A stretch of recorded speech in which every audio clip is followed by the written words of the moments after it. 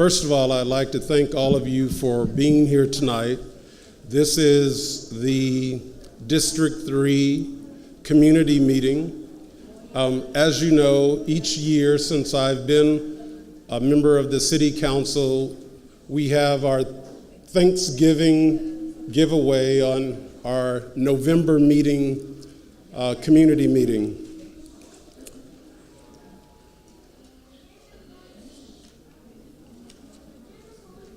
As is customary, we begin our meeting with the posting of the colors, and tonight we are blessed to have First Sergeant Irving Turner, who is United States Army retired and is the advisor for the Blair High School Junior ROTC.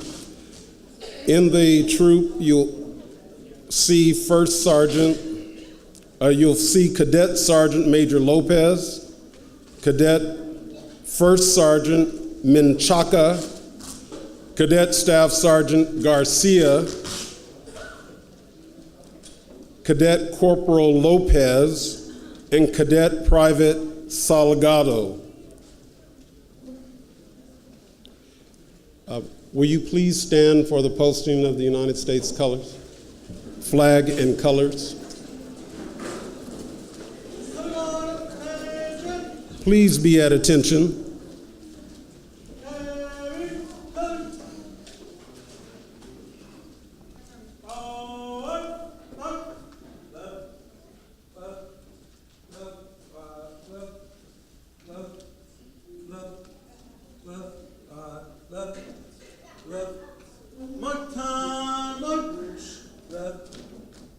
Left, right, color, hope, left, face,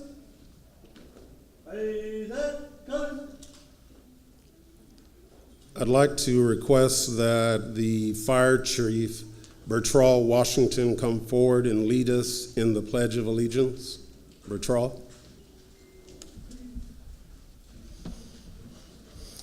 Thank you, Vice Mayor. Please join me in the Pledge of Allegiance. I pledge allegiance to the flag of the United States of America and to the republic for which it stands, one nation, under God, indivisible, with liberty and justice for all. Thank you. Carry, color. Right, face. Forward, march. Left, left.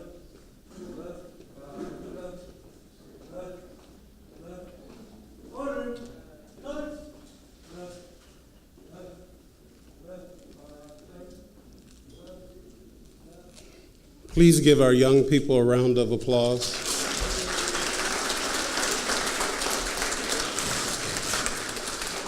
The pastor of this church is John Duran Johnson, and I do not believe he is with us tonight, so he has asked one of the associate ministers of the church, William Bradley from Calvary CME Church, to lead us in an opening prayer. All right, Dad, come on up here. All right, Dad. Okay. Be brief, Dad. Oops, sorry. Good afternoon, everyone. First, I'm a steward of the church. I'm not assistant pastor, but that's all right. We won't hold it against him. First, I'd like to welcome everyone here. We're so happy, that the councilman chose us to have this meeting. So we were just excited, and we're so happy to have everybody here. Will we bow our heads? Father God, I want to thank you for all of the ones that's here. We thank you for letting us be the host, letting us do what you asked us to do, feed your people. Father, bless all of the officials, bless our vice mayor, bless all of the people that had a hand in putting this together. We thank you for that. Father, bless the sick and the homeless. And all other things I can't even think to mention, you just bless it. All these blessings we ask in your name's sake. Amen. Amen.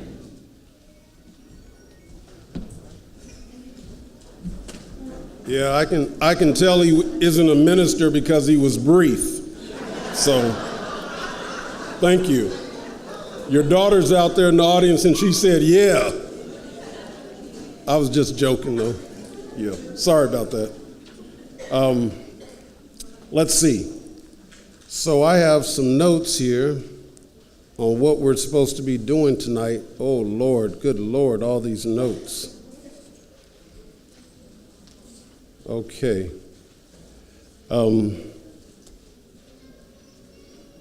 I would like at this time to introduce all of the city staff who are present. As I introduce some of you by name, I would just ask all city staff to stand for a moment so I can acknowledge you. Tonight we are blessed to have our city manager, Steve Mermel, our city clerk, Mark Jumsky, our city attorney, Michelle Bonaris,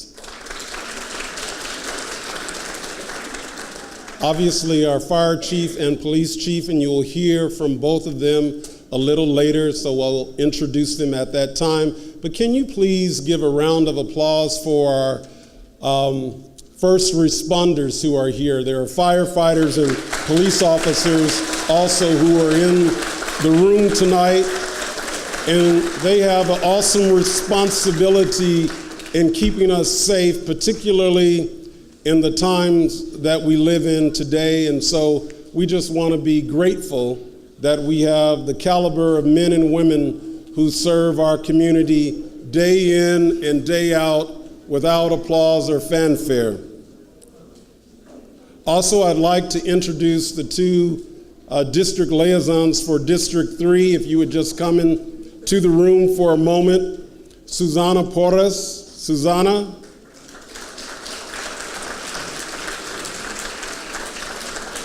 I know that some of the members of our community speak Spanish as their first language, and I'd like to know that if you have any questions that I can't answer in your native tongue, if it's Spanish, certainly Susana can do that.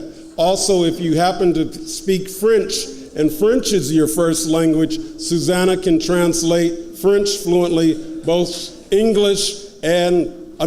both writing and speaking Spanish fluently. So she is well qualified.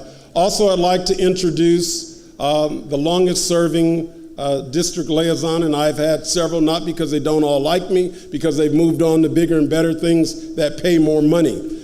Jana West, I think many of you know Jana.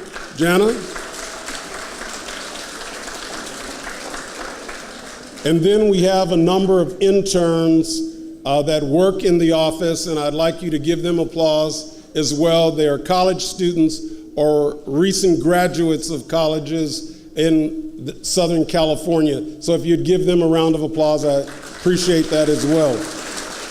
Now, for those of you who are to the right, and I don't know why they didn't move this back a little bit, but anyway, I apologize, okay? So I'm apologizing up front in terms of the sound system. Is that okay? Okay. I'm going to pepper the official program with some additions.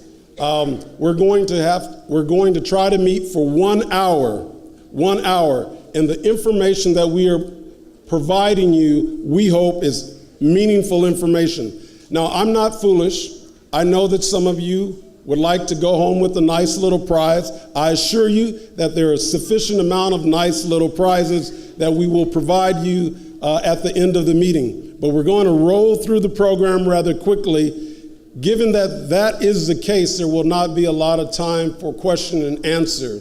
The first person I would like to introduce in terms of coming up to speak, who is not on the program, is our city manager, Steve Mermel. Steve, would you just come up and say a couple words to to the guests and to the District 3 residents. Got it? Okay. Good evening, everybody. Thank you for coming out. I know that there's a lot of items on the program. I don't want to take a lot of your time, but I just want you to know I work very closely with the Vice Mayor. He's the chair of our Public Safety Committee. I staff that committee. I work with him and his district liaisons day in and day out to try to address the issues that you find in your community. As I was walking in, I was speaking with someone about a particular issue they were concerned with. If you have an issue, if you have a concern, stop me on the way out this evening. I'll give you my business card. You can get a hold of me in my office or send me an email or drop by, and I'm happy to work with you. We have a lot of people in City Hall that want to help. We're all kind of do-gooders. That's why we went into public service, and I can't thank you enough. Thank you. Oh, no, you don't get to leave. No, they want their turkeys. Wait. So, Steve was not going to come originally because his wife had other plans for him, and I twisted his arm a little bit. So I'd like all of you to join with me in singing happy birthday to our city manager. Happy birthday to you. Happy birthday to you. Happy birthday, dear Steve. Happy birthday to you. Thank you. Does that mean I get a turkey? No. All right. Okay, thank you very much for doing that for our city manager. The real reason we did that is to make sure all the city services that are needed in District 3 come our way. We're smart, right? Right. Just kidding. Don't take me too seriously. Okay. According to the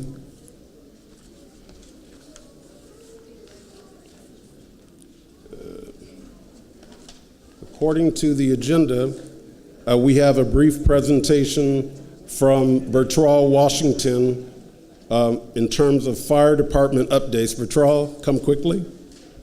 And then, after Bertrand provides his updates, Police Chief Philip Sanchez, and then healthier holiday tips from Mary Utetro Garcia from Public Health Department. Thank you. I think I have a presentation as well, I believe. If not, oh, we do? Okay. So while that's queuing up, as our Vice Mayor said, and thank you for giving me an opportunity to share some information of what's going on in the Pasadena Fire Department. My name is Bertrand Washington. I serve as the Fire Chief. I have here with me this evening our Fire Marshal and Deputy Fire Chief Brian Frieders, who's right over here.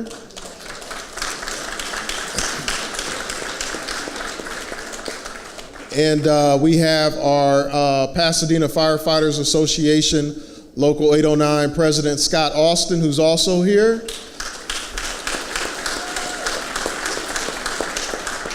If you all have ever had some of the delicious hot dogs that our firefighters make, it's thanks to the PFFA led by Scott Austin, their president.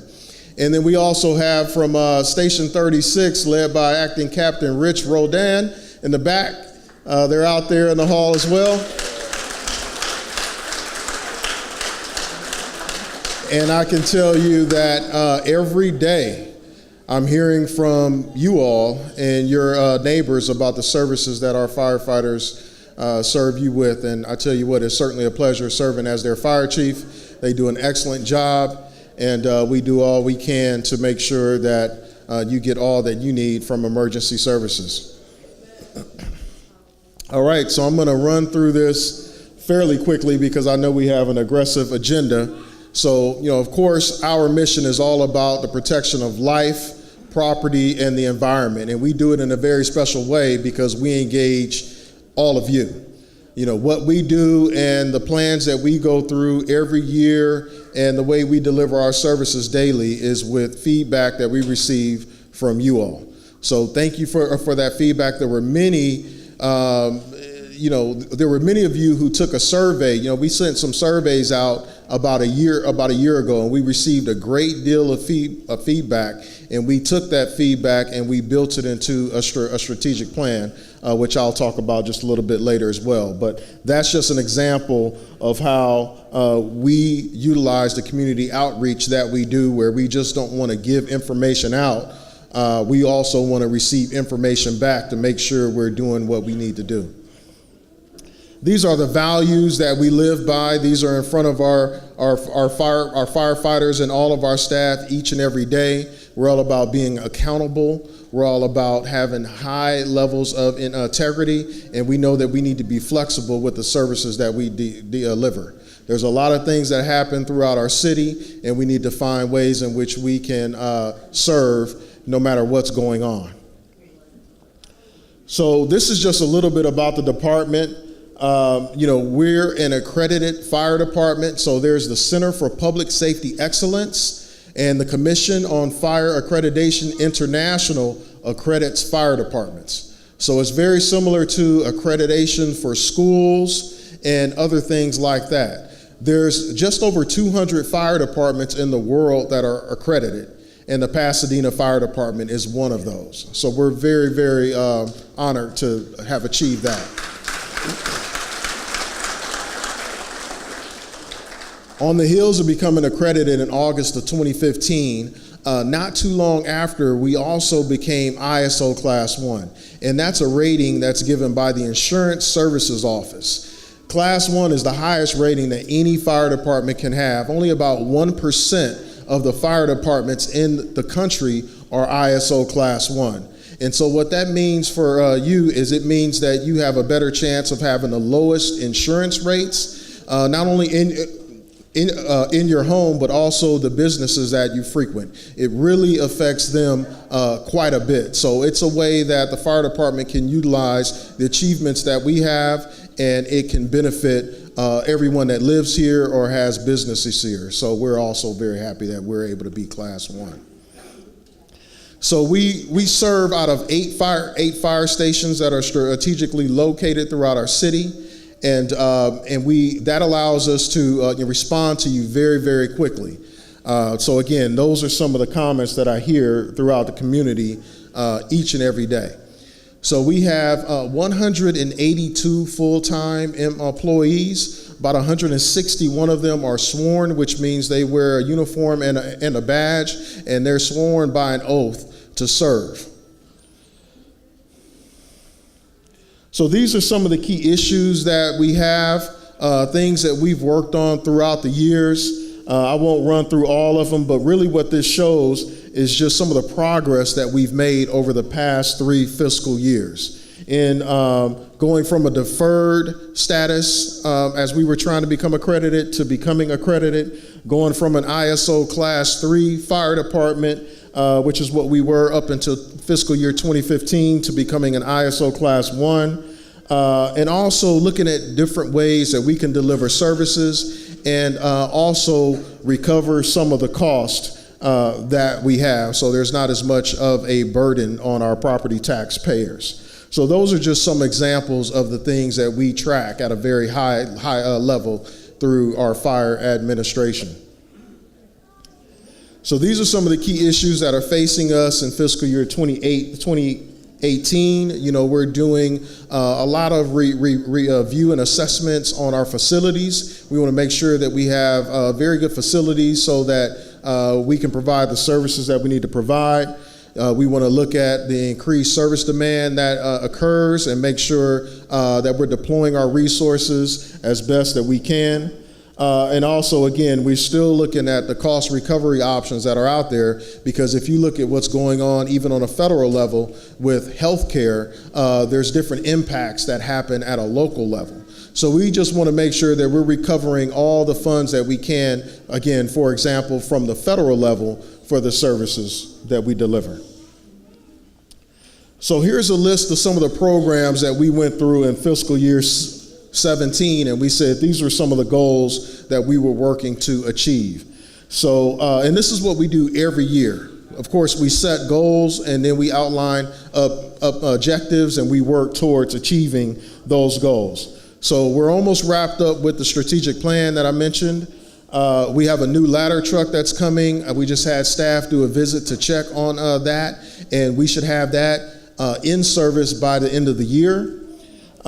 We have promotional academies that we take our firefighters through because we want to make sure that they're well trained as they move up the ladder to officer ranks. We have an incident safety officer program where we make sure that our personnel are safe when they're operating on an emergency scene. Performance goals, pre-fire planning. We want to, basically what we say is we want to put the fire out in our minds before it occurs. So if something happens here, we already have a plan in place and we know how we're going to address that incident.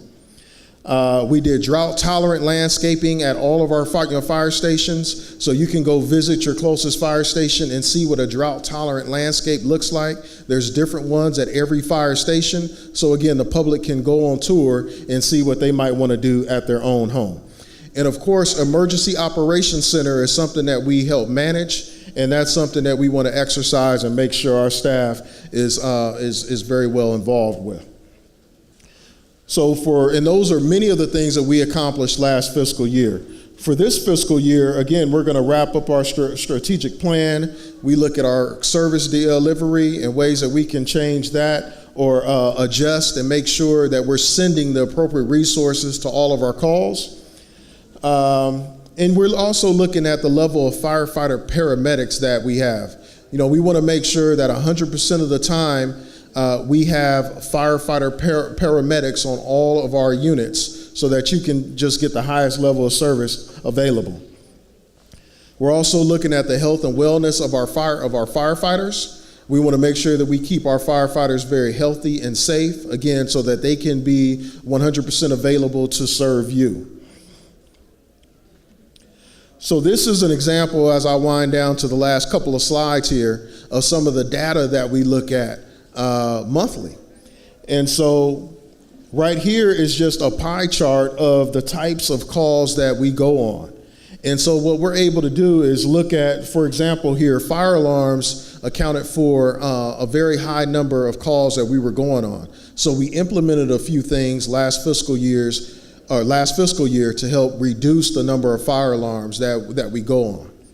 We also saw that we go out on a lot of elderly falls. And so there's things that we're working through partnerships and nonprofits to try to put more information out about how you can keep yourself safe when you're at home and avoid falling.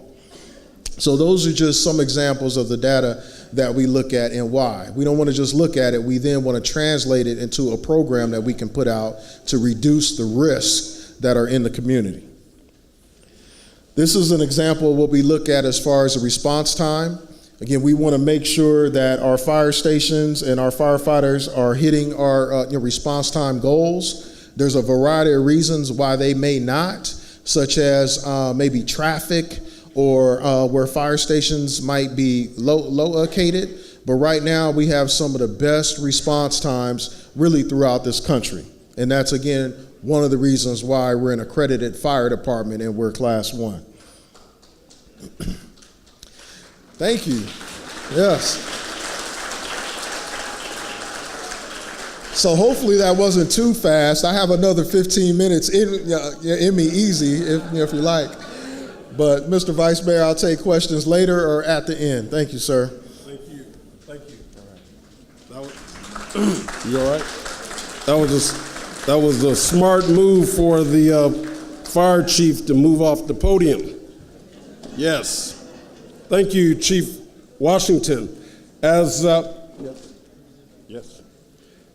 Police Chief Sanchez comes forward, I'd like to just make some quick announcements about fun activities that are happening in our community and around the city of Pasadena. So one Arroyo Day is Saturday, November 18 at Brookside, and I would invite you all to come and explore the Arroyo Seco. And I remember when I was in Washington, D.C. going to law school, there are a number of young people in Washington, D.C. that had never been to the monuments. Well, we have an extraordinary nature preserve, if you will, and part of that is the Arroyo Seco all the way up to Cajamonga. So I'd invite all of you to take the time, if not this Saturday, but certainly in the near future. It's a wonderful opportunity to get out in nature. Also, Thanksgiving, let's see here. Pasadena residents and businesses are reminded that the City Hall and most of city services will be closed on Thursday, November 23 and Friday, November 24 in observance of the Thanksgiving Day holiday. So I just want to bring that to your attention.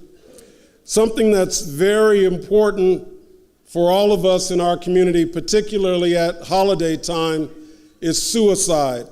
And for some odd reason, Pasadena attracts those from outside our community who've made that choice.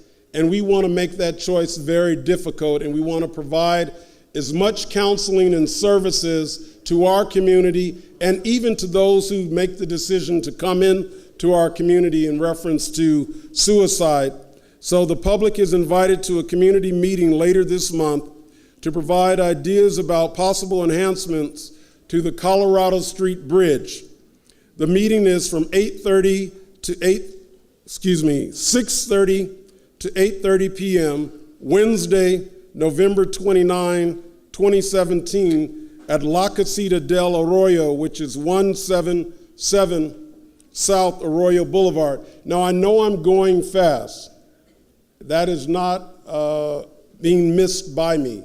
All of this information is on our website, and certainly anyone who is a part of the city, meaning an employee of the city, as you're leaving, if you have questions, they can either answer those questions or direct you to the website where you can find answers. So I just want to be clear. I know I'm going a little bit fast, but we have a lot of ground to cover.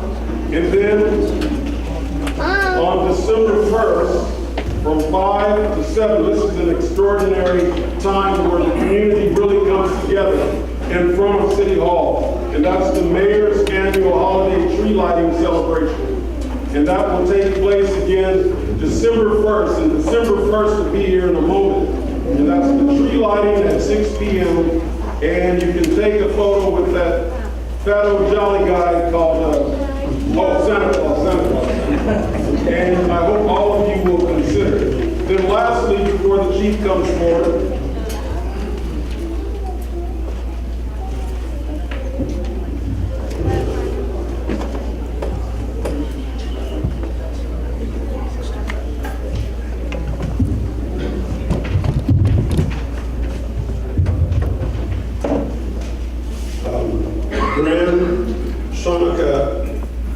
which are brothers and sisters of the Jewish faith.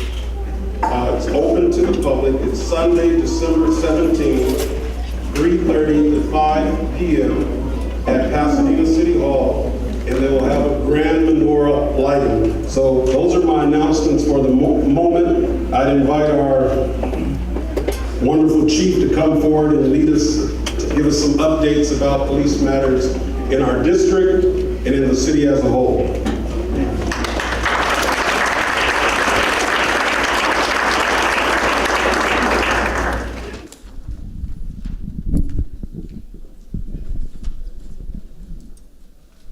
Perfect. I'm going to move around the stage if I can work a little bit, and I'm going to talk kind of quick because there's a lot of stuff I want to go over and I don't have a lot of time. So before I get into my remarks, I'd like to introduce my staff as well. Many of you know, of course, Deputy Chief John Perez. John, would you wave your hand? Commander Ed Calatayud and Commander Cheryl Moody. Cheryl Moody is our first female African-American commander in the history of the organization. And that's a nice segue into reviewing the overview of our police department. 31% of our workforce are women. That's right, 31%. And more than 40 men and women were born, raised, and educated right here in Pasadena. Continuing on that theme, we have about 120 volunteers that are provided about 7,000 hours of service so far in our community. That's important because as you're shopping this year, you will see our volunteers. They'll be in white shirts and blue slacks. They are here for safe shoppers. If you need assistance getting to your car, please don't ask them to carry your goods, but they are there to help you walk your car, and they're in direct contact with the police department should you need us. In addition to that, I'd like to really kind of draw your attention to the quality of officers that we're hiring today. Many of you know through public forum we have 240 officers authorized. We have about 15 openings currently, so we're down some. And if you know people that would like to be a Pasadena police officer, I would ask you that you put them in contact with me or my staff, and we can try to put them into the hiring process, which is very arduous because I think we want the very best out there, and we are getting the very best, which is commentary to you. Of those 300 or so or 200 or so officers that we have, the vast majority of my officers have some kind of advanced degree. They have an undergraduate, a master's, a PhD, and we have a couple of few JDs running around as well. So these are not stupid people. These are folks that could work anywhere in the organization or anywhere in law enforcement, but they choose to work here in Pasadena because we are an eclectic community and eclectic organization, and it really is credit to you. We could not do what we do without our community help. You might remember in December of last year through February of this year, we had a series of shootings that involved one of our local street gangs here and a street gang in Duarte. As a result of that, we had a few homicides and a few attempt homicides. I would like to publicly thank those of you that came forward to share information anonymously and otherwise. That information helped. We arrested all 9 individuals that were responsible for that shooting.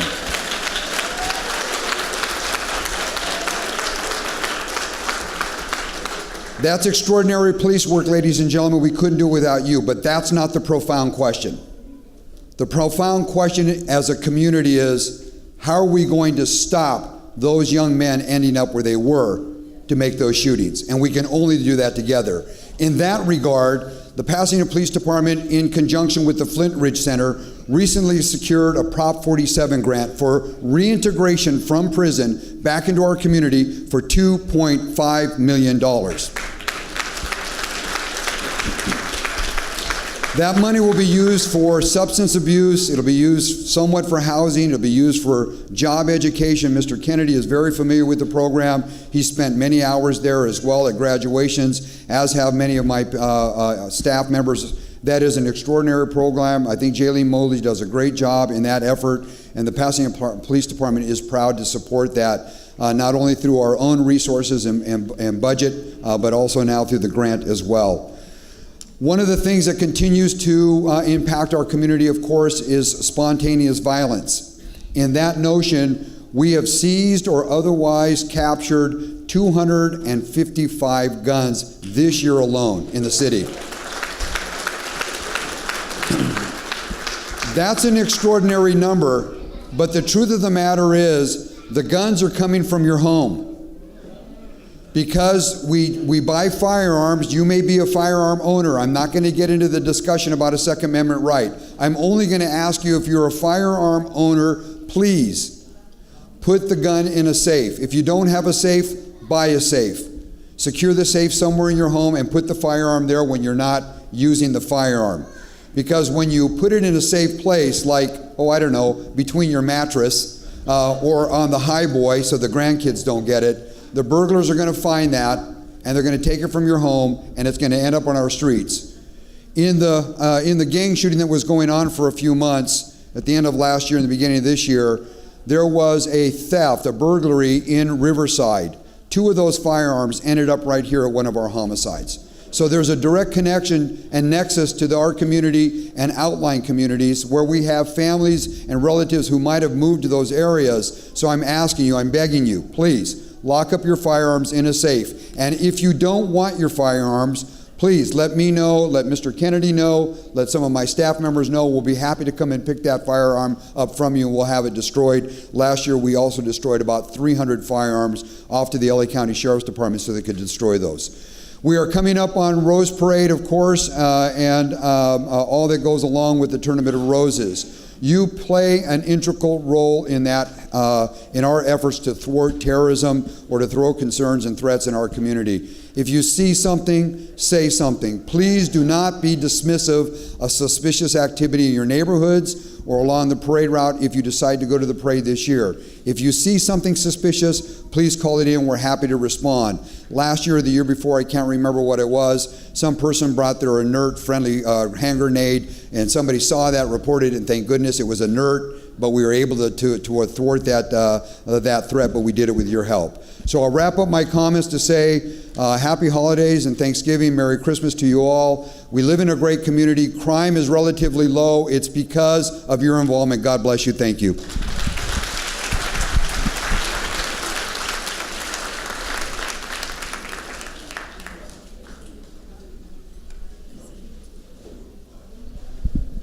Generally, stats in District 3 are low.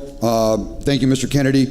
The burglaries are lower year-to-date, and auto burgs are year-to-date. What is hurting us are thefts, and particular package thefts. So if you're receiving packages from a delivery system, would you please work with whoever the delivery company is to either pick the package up them or have them delivered at a specific time, and there are some safety tips on our website for that as well. But you guys are doing a great job in supporting the PPD. We really appreciate your support. We couldn't do without you. Thank you. Let's give a round of applause to our chief. Thanks, Chief. Okay. All right, I love that. Who is that out there doing that? All right. Hey, now. Okay. Oh, I better act right. They're filming this. To all of our visitors tuning in on television, we just want to say happy holidays to all of you. Okay? Okay, thank you. I would like to also share another forum that's coming up. As many of you know, there's been a change in state law, and it almost dictates to localities that they have to change their voting dates. And I just would like all of you to be aware that the City Council, through its Charter Officer, Mark Chomsky. Mark, are you still here? Mark is our city clerk, and he'll be holding a community forum presented by the League of Women Voters Pasadena area and the City of Pasadena on Monday, November 27 at 6 p.m. in the Pasadena City Hall Council Chambers, 100 North Garfield Avenue, room S249. And the topic will be the California Voter Participation Rights Act and the resulting impacts on the city and the Pasadena Unified School District. So again, that's Monday, November 27, 6 p.m.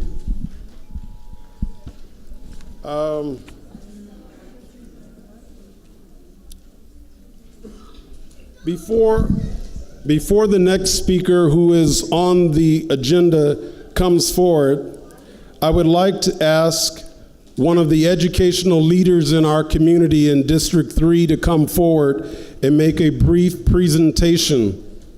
Her name is Dr. Patricia A. Breen, and she is president of Pacific Oaks College. And as I shared with all of you at our last community meeting, Pacific Oaks bought their campus across the street from True Value and Smart and Final. And so if True Value and Smart and Final ever comes available, I hope the school will consider purchasing that corner as well to expand their educational reach. Pacific Oaks College is a nationally recognized institution in early childhood development, but Dr. Breen has something exciting that she would like to share with you that she got her board of directors or board of trustees to support. Please welcome, she tells me to call her Pat, but Dr. Breen. Thank you. Thank you, Vice Mayor Kennedy. So we have just purchased our property here in Pasadena in District 3, so that makes us one of your newest and oldest neighbors, because we've been serving in Pasadena for 70 years now. And we are known for our commitment to social justice, both in the programming that we do and in the graduates that we produce who serve their communities. We started with the commitment to diversity in preschool education back in the 50s, moving to the anti-bias curriculum in the 80s, and now our newest program is so exciting. I'd ask for time to tell you about it. There are actually two programs, both a bachelor's degree completion program and a master's program in advocacy and social justice. As I said, we have a strong history of responding to the needs of our society, and this is what we've tackled for this year. I want to read just a quote that inspired us, and I hope will inspire you and also give you an idea about the direction of this program. And this is a quote by Marian Wright Edelman. "A lot of people are waiting for Martin Luther King or Mahatma Gandhi to come back, but they're gone. We're it. It's up to us, and it's up to you." And so that's what this program is all about. It's about action. It's about taking that passion that we all have for our communities, large and small, here in Pasadena and also worldwide, and making them just and equitable. But the exciting part about this new program, with our inaugural start in January, is the fact that the college is offering 2 full scholarships, one for a deserving BA candidate and the other for a master's degree candidate. And these, thank you. And we're looking for special folks, those with the passion and the commitment to be the face of social justice and advocacy in these next 20, 30, 50, 100 years. So thank you very much for the chance to tell you about the program. I had my Director of Admissions here to help you with any questions you might have, but he had to leave. He's left some literature on the table there, and I hope you'll just give us a call if you want to know more about that.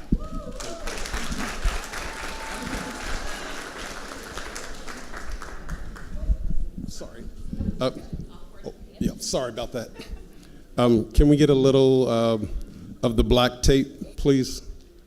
So there won't be an occupational safety problem here. Can someone get the tape? Thank you for that. I need some tape. Can someone get me some tape? Okay, thank you. In reference to the election, I'd like it. Okay. In reference to the election, there's information that's on the tables outside, and if you would like to know more about that meeting, again, the community forum is Monday, November 27, at 6 p.m. at City Hall. Without further ado, I'd like to introduce, I hope I don't butcher her name, Mary Urtecho Garcia, who is from the Public Health Department. Mary, please. Thank you.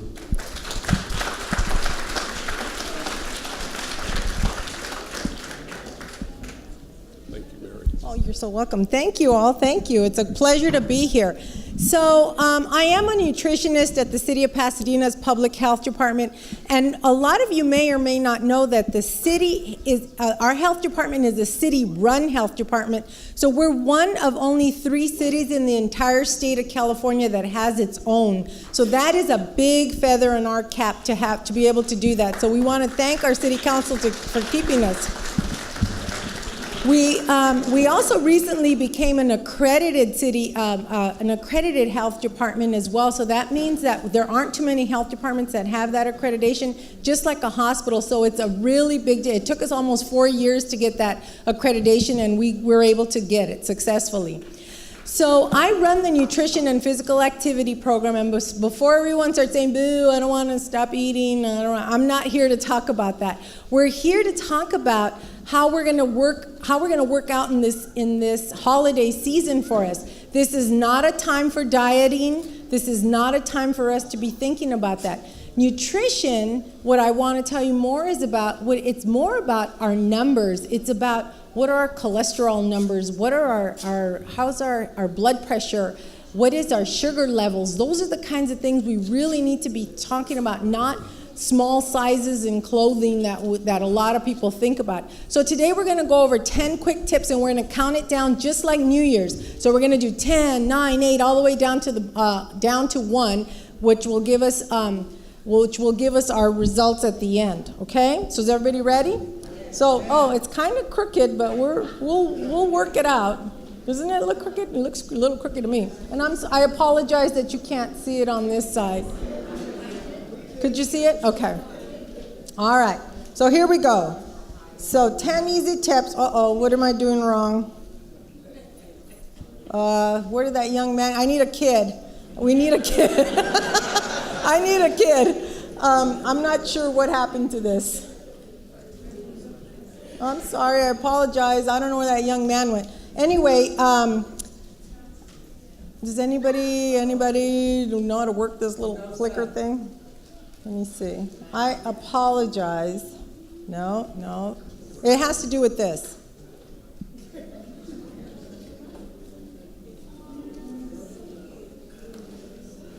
Okay, there we go. Well, I want it to be bigger. Anyway, it starts off with our attire.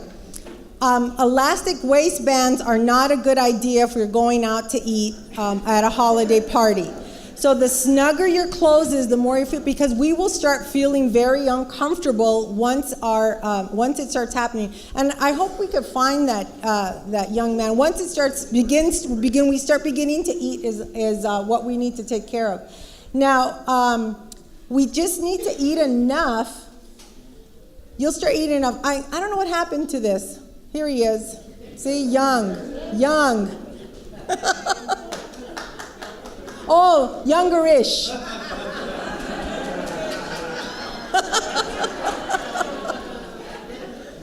We need them real young. Okay, I can't remember what number 9 is, but it's really fun too. So does that make sense? I know a lot of us want to be comfortable when we're there, but our elastic expands, and as we eat, it expands as well. There we go. We'll go to 9. So number 9. So now we're at 9. Never go to a party hungry. If you go to parties hungry, or you're I'm starving, then you start eating whatever is at the table, and you're not really mindfully eating, because we really need to pay attention to what we're doing. So if you have a slight snack, even if you're going out to eat at a restaurant, I know this sounds funny, but once you get to a restaurant, you don't know what the wait is going to be. You may have to wait for half an hour or so, and then you're hungry, and then you'll get whatever. And what's the first thing they put down on a table? Bread. And if you go eat Mexican food, what are they going to give you?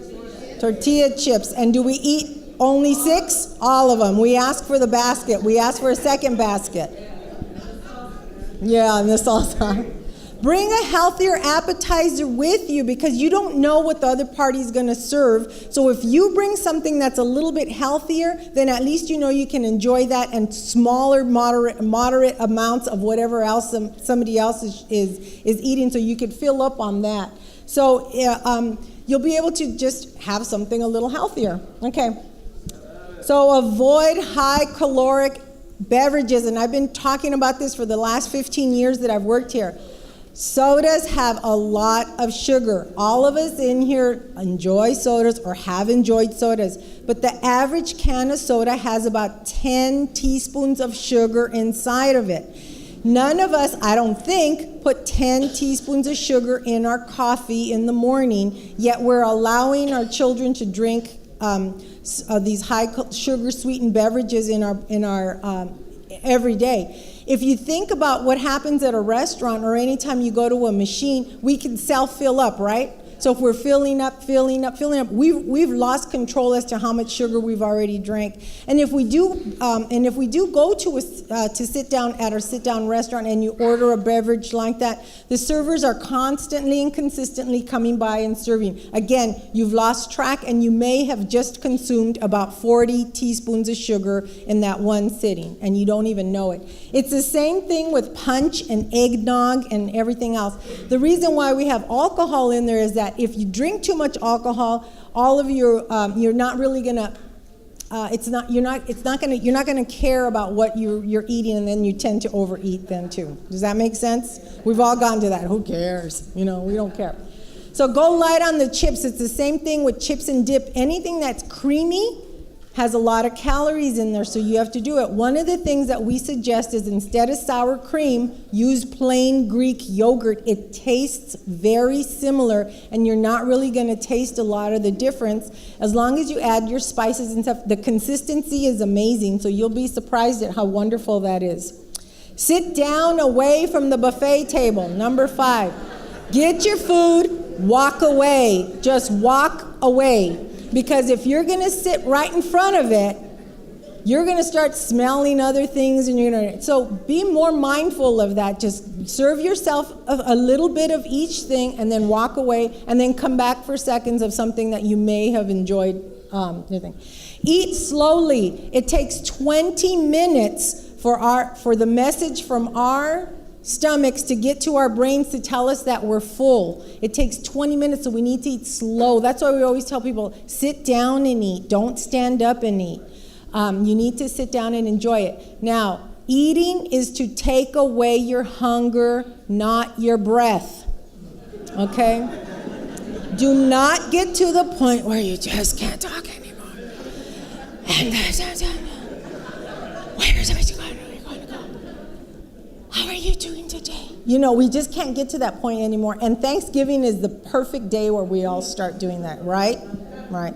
And you know what I forgot to mention at the beginning is that I believe that the holidays start at Halloween. How many of us started with that Halloween? And even if we don't give out candy at Halloween, it's cheap. They're practically giving it away and after, it's even cheaper. So be careful with what you're eating. Okay, easy treats. So this is the thing. I like cake. Steve, I like cake too. He's talking about, I'm going to have my birthday cake. And I always believe that people should eat whatever they want on Christmas and on their birthday. Anything. It all goes.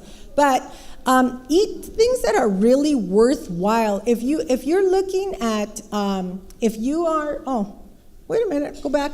If you're, where was number 3? If you're eating something that's homemade and it's made with love, eat it and enjoy it. But if it's been in a box inside of a grocery store for 2 weeks and it's full of preservatives or something, that might not be the best choice, but if that's your only choice, but be very picky as to what you're going to eat when you're going to eat it. So go easy on that. And you can make your own more wholesome bakery items if you're cooking. Okay, number 2, don't feel guilty. Now, if you feel like you know that you've overeaten one day, the next day just go a little bit lighter. Now, this is the My Plate. So a lot of people aren't maybe familiar with this, but this is the new USDA guidelines. Before it used to be a pyramid. Remember? It used to be a pyramid. Now it's a My Plate. So we ask people to make sure that half of their plate is fruits and vegetables because that's what we need to eat.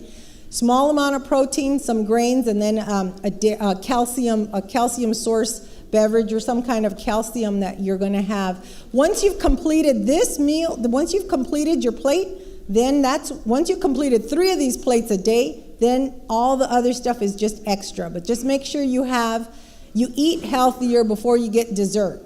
Does that make sense? Eat your plate before you get to dessert. And then number 1, stay active. Again, this is not a time for you to try to lose weight. This is a time for you to maintain weight.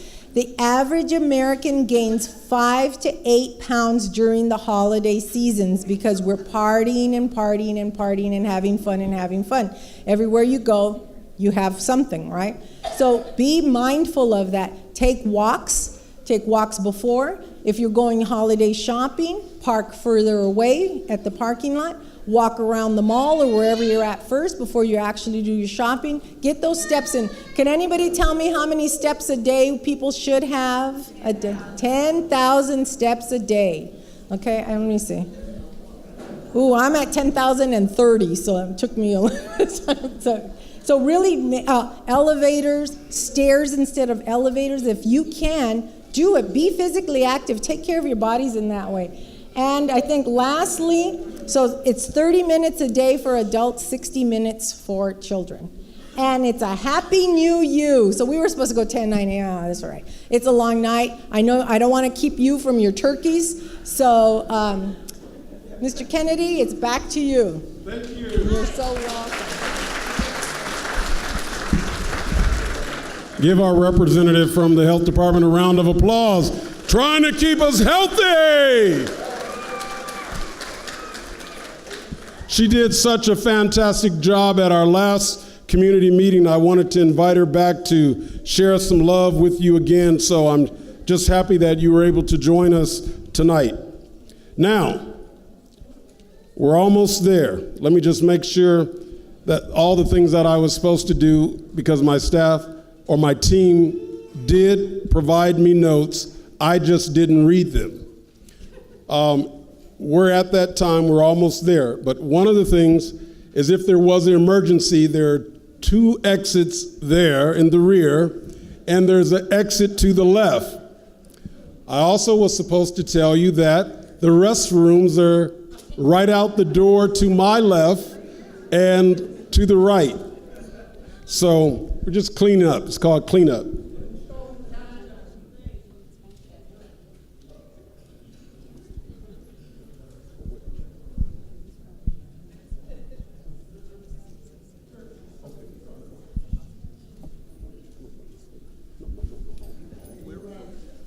Okay. All right, let me just make sure I've got this. All right. Bear with me just for a moment.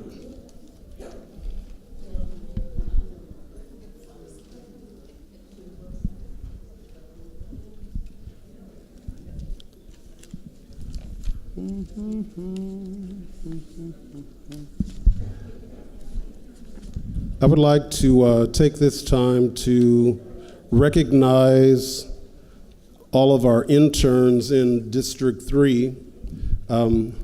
I think you have met some of them. I'll just read their names, and if they are present tonight, if you would come forward so representatives or constituents or members of our community will be able to see you.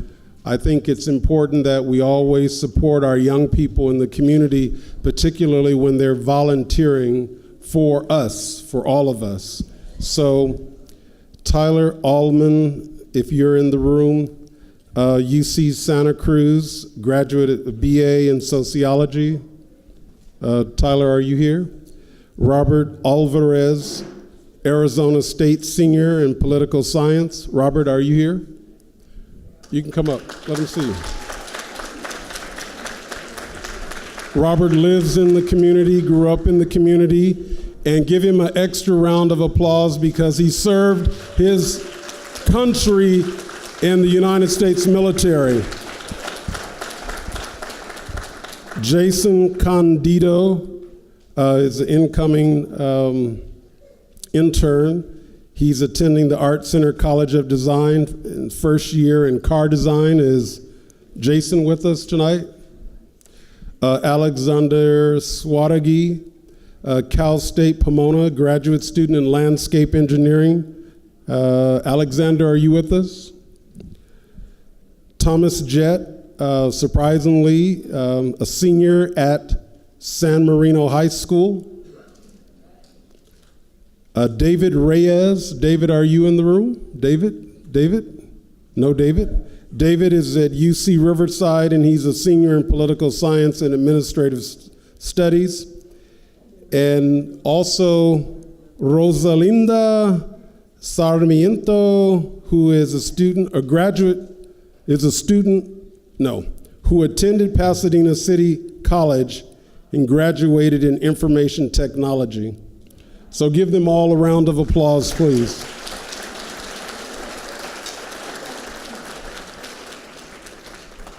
I would also like to recognize Falante Riddle, who just came in. She is the top district representative for Assemblyman Chris Holden, my predecessor on the city council. So please give her a round of applause. Falante Riddle.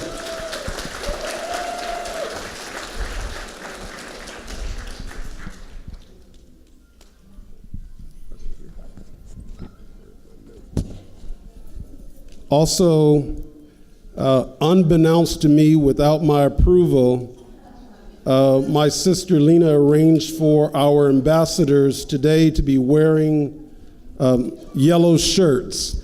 And so if all of the ambassadors, if you would come forward so the constituents can see you, all of the ambassadors, please. Come on, don't be ashamed, come on. Let the people see you, come on. All of our ambassadors. Oh, take a bow, all right, I like that. Improvise. Our ambassadors, led by Lola Osborne. Lola, stand. Lola, thank you. Okay, there's too many people on the stage now. This is my stage. Come on now. Thank you. Thank you. Okay, now, would anyone like to whisper? Oh, okay. Anything else you'd like to whisper to me before we get to the turkey? Okay, all right. All right, I think we're there. Just want to review all of my notes. Is there anything from city staff that I've missed? Oh, I see LB Hickenbottom in the room. LB, will you come up real quick, please? This is attorney LB Hickenbottom, and his father was president of the Pasadena Unified School District Board of Trustees. Now, you may be wondering, why am I asking him to come up? I'm wondering. Because he's recently taken on a responsibility for making sure our community gets jobs. And I would like him to take about a minute to tell us about that program. 1 minute. Thank you very much. I appreciate it. I will do that.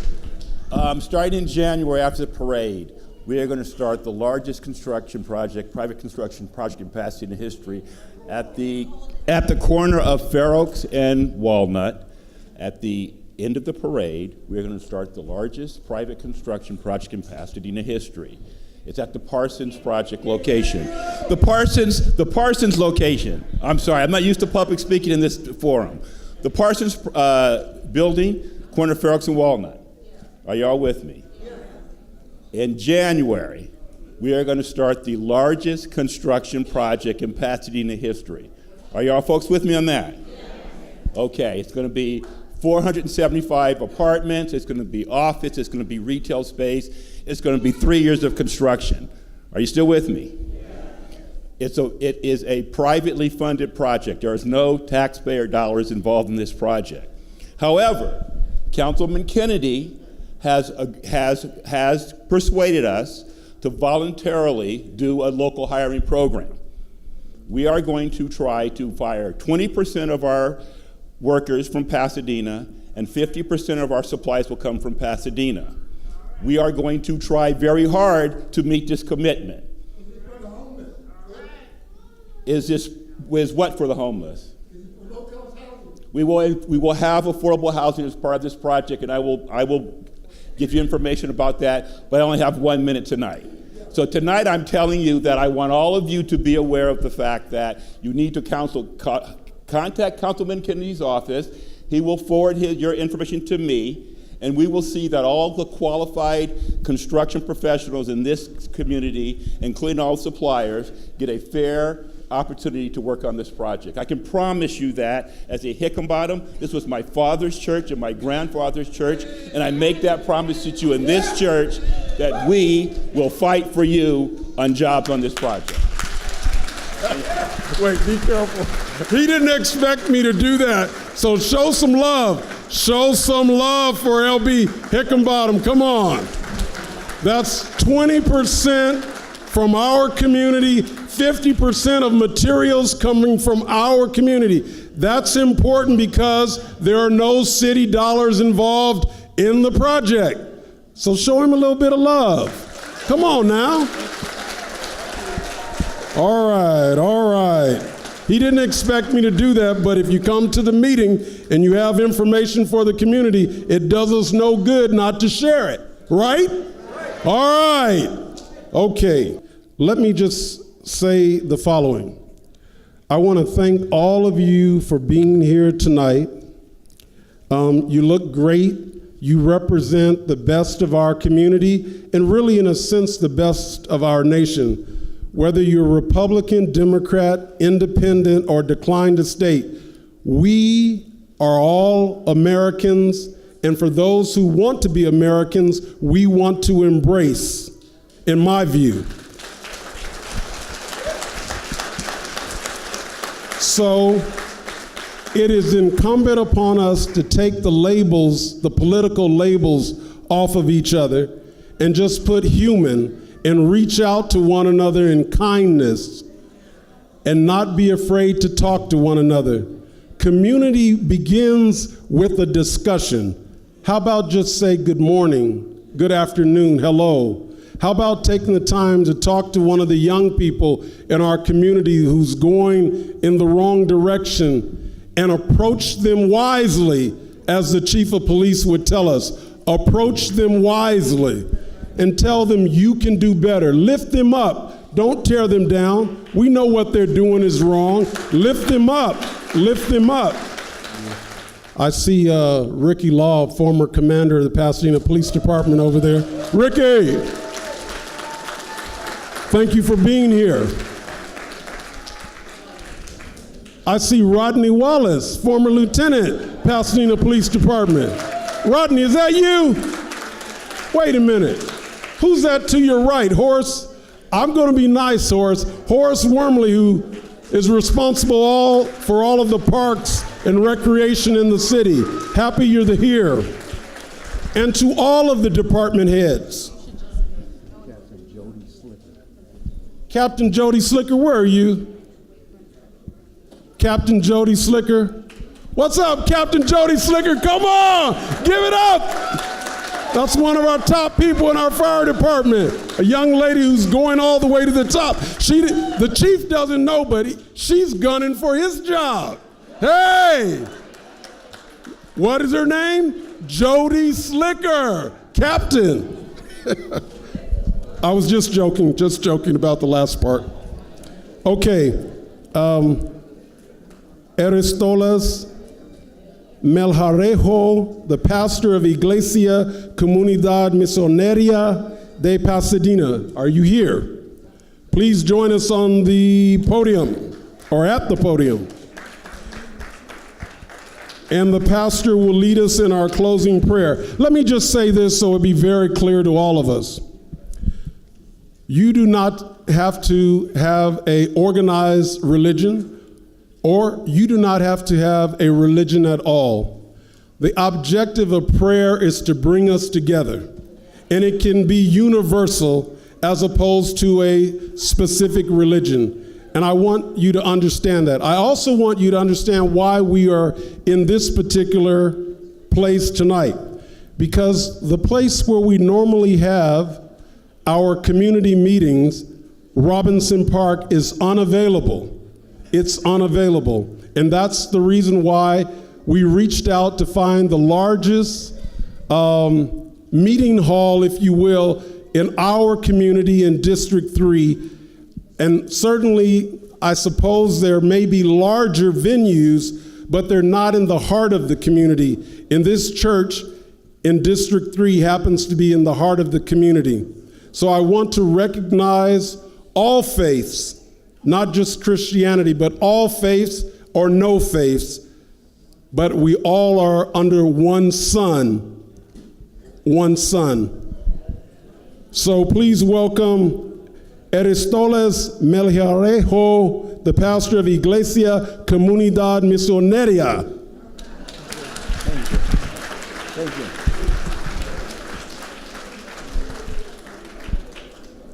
I invite you to close your eyes. Let's pray.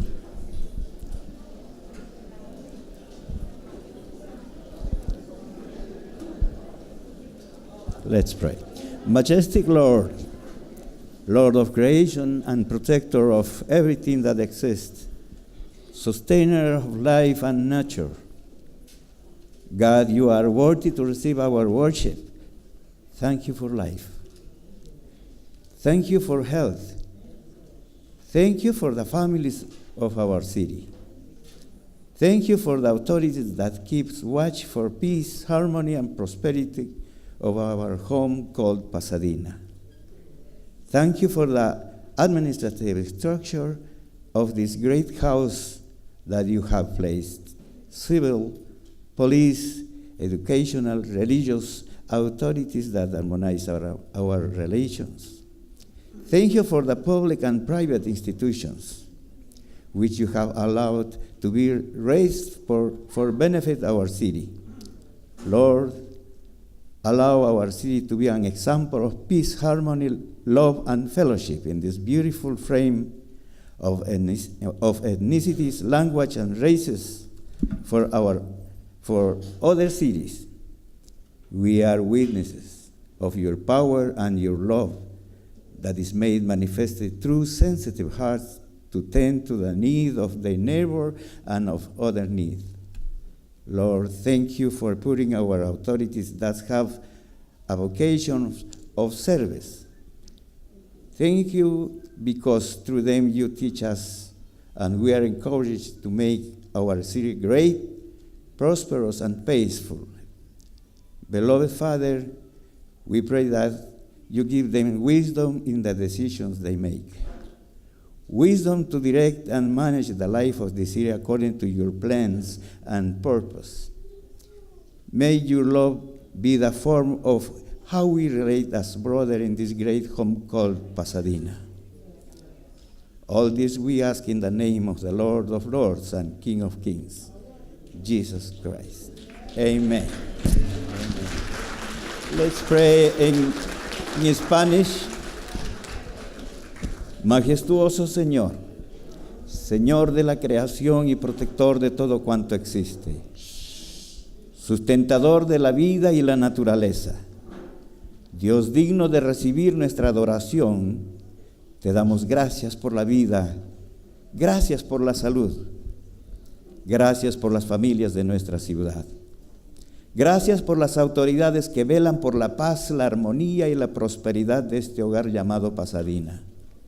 Gracias por la estructura administrativa de esta gran casa donde tú has puesto autoridades civiles, policiales, educativos, religiosos que armonizan nuestras relaciones. Gracias por las instituciones públicas y privadas que has permitido que se levanten para beneficio de nuestra ciudad. Señor, permite que nuestra ciudad sea ejemplo de paz, armonía, amor y convivencia en este hermoso cuadro de etnias, lenguas y razas para las otras ciudades. Somos testigos de que tu poder y tu amor que se manifiesta a través de los corazones sensibles para atender a la necesidad del prójimo y del más necesitado. Señor, gracias por poner a nuestras autoridades con una vocación de servicio. Gracias porque a través de ellos nos enseñas y nos animas a hacer de nuestra ciudad grande, próspera y pacífica. Padre amado, oramos porque les des sabiduría en las decisiones, sabiduría para dirigir y administrar la vida de esta ciudad según tus planes y propósitos. Que tu amor sea la forma de cómo nos relacionamos como hermanos en esta gran casa llamado Pasadena. Todo esto te lo pedimos en el nombre del Señor de señores y Rey de reyes. Amén y amén. God bless you. Thank you so much. Thank you for being here. How many young people in the room are grandmothers or grandfathers? Raise your hand. How many young people in the room are grandmothers or grandfathers? Keep your hand raised, please.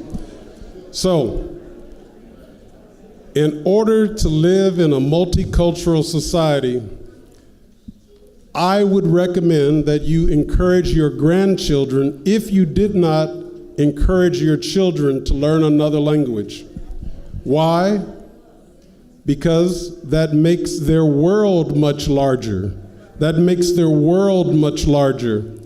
And so, when our federal government needs people who can speak Spanish, Chinese, Arabic, why can't they come to Pasadena and find someone who can speak Arabic, Chinese, Spanish, French?